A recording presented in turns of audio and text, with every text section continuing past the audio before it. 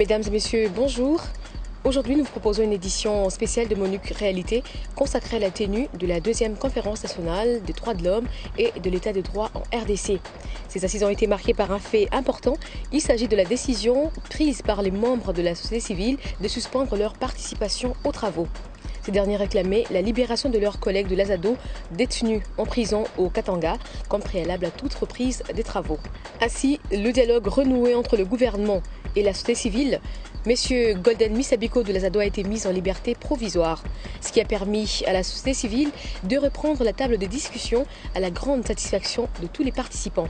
Présente au centre Nganda, notre consoeur Rolia nous retrace ici les péripéties qui ont conduit les membres de la société civile à reprendre leur place à la conférence. Nous sommes ici au centre Nganda où a lieu la deuxième conférence nationale de droits de l'homme. Mais l'on remarque que la société civile est à l'extérieur, en train de réclamer la libération de Golden Misabiko qui est de l'ONG Azado de Lubumbashi. Cette société civile vient de toutes les provinces de la RDC. On va essayer d'en savoir un peu plus. Aujourd'hui, nous, en tant que société civile de la RDC, nous disons non à la participation à la conférence nationale, puisque nous avons notre ami qui est détenu, ça fait presque 3 semaines, pour avoir tout simplement dit la vérité. Golden, c'est l'association Azado section Katanga, publié un rapport sur l'exploitation illicite de l'uranium à Chinkolobwe. Ok, quelle est la situation de Golden actuellement? Golden est malade, il est hospitalisé au centre médical, c'est à côté du tribunal de grande instance de Lubumbashi. Il était dans le cachot, il est tombé malade dans le cachot. Alors hier, on l'a amené, on l'a transporté pour l'amener à l'audience. Les avocats ont vu son état de santé, ils ne pouvaient pas comparaître. On a tout simplement introduit la requête pour la mise à liberté provisoire. On attend le juge va se prononcer dans 48 heures. Qu'est-ce que la société civile attend du gouvernement aujourd'hui même? Nous nous exigeons tout à l'heure la libération de Golden. Immédiate de Golden. Sans condition, qu'on libère Golden. Ce que Golden a dit, c'est la vérité. Et nous confirmons, nous appuyons le rapport, c'est la vérité. Moi, je viens du Katanga, je confirme ce rapport-là. Le problème Golden n'est pas un problème katangais. C'est devenu un problème national et nous devons tous nous mobiliser pour ça. Puisque aujourd'hui, c'est Golden et demain, on ne sait pas celui qui sera frappé. Moi, malgré mon âge, je combats pour la vérité et personne ne peut dire que ceux qui s'enrichissent rapidement, qui construisent des buildings ici, ont le droit de vivre mieux que nous autres. Les Lumumba sont morts, les Kasavubu sont morts, les Kabila le père sont morts pour ce pays. Et les jeunes comme Golden, qui ont le courage de lutter pour que le peuple lutte bien, vive bien, nous devons les encourager. Est-ce que quelqu'un peut nous expliquer pourquoi Golden a été arrêté?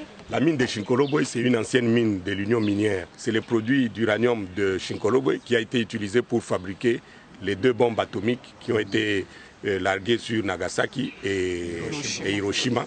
Ici, vous devez comprendre que le gouvernement de la RDC, en 2004, avait signé un décret pour pouvoir fermer officiellement la mine de Chinkolobwe. Et les artisanaux avaient été chassés officiellement. Donc pour le gouvernement, officiellement, cette mine est fermée. Cependant, nous, à la société civile du Katanga, nous sommes en train d'aller sur le terrain pour vérifier l'application de cette décision.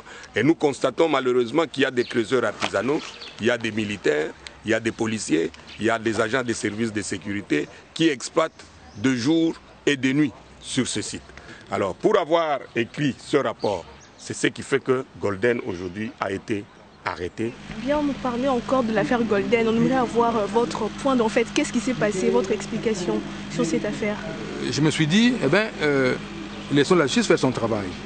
Mais ayant été saisi aussitôt par les ONG de défense des droits de l'homme qui ont sollicité ma contribution à ma qualité de ministre des droits humains, donc dans mes attributions de médiation dans ce genre de situation, j'ai entrepris des démarches auprès de toutes les parties concernées pour faire en sorte que le droit à un procès équitable soit garanti.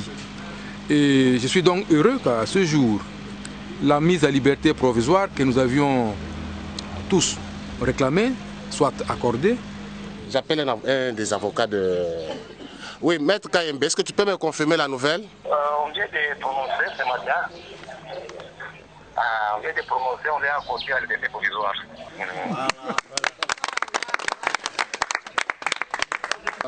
L'avocat me parle de 500 ou bien 600 $ qu'il faut déposer. Même si c'était 10 000 $, on allait payer. Moi, je crois que nous attendons la libération effective. Mais le gouvernement qui a occasionné l'arrestation de notre ami, pourquoi on doit lui demander la caution? Parce qu'il a été arrêté arbitrairement et illégalement. Les gens que vous voyez entrer tout de suite, ce sont les organisations de la société civile qui ont décidé de reprendre les travaux depuis aujourd'hui à 11 h. Et là, ils viennent de faire leur entrée dans la salle parce que tous les problèmes est résolu. Et à cette occasion, est-ce que nous pouvons les accueillir dans la salle?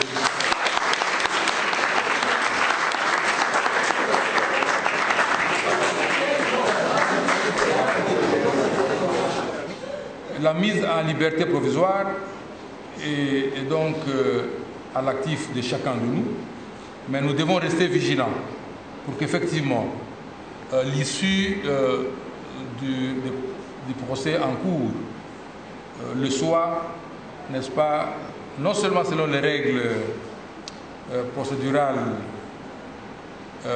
prévues par le droit positif congolais, mais aussi et surtout, n'est-ce pas, les aspects strictement liés au respect des droits de l'homme soient garantis.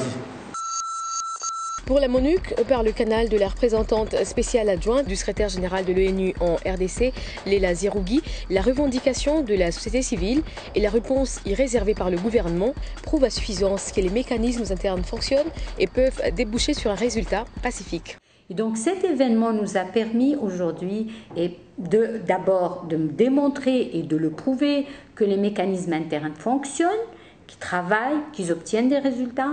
Et je crois que la RDC présentera son rapport fièrement à Genève parce qu'elle va pouvoir parler de ce qui s'est passé pendant la conférence nationale qui a permis justement à la société civile de s'exprimer fortement. On a pu le constater, mais de façon professionnelle et pacifique. Ainsi prend fin cette édition de MONUC Réalité spéciale consacrée à la tenue de la 2e conférence nationale des droits de l'homme et de l'état de droit en RDC. Merci de nous avoir suivis. À la prochaine.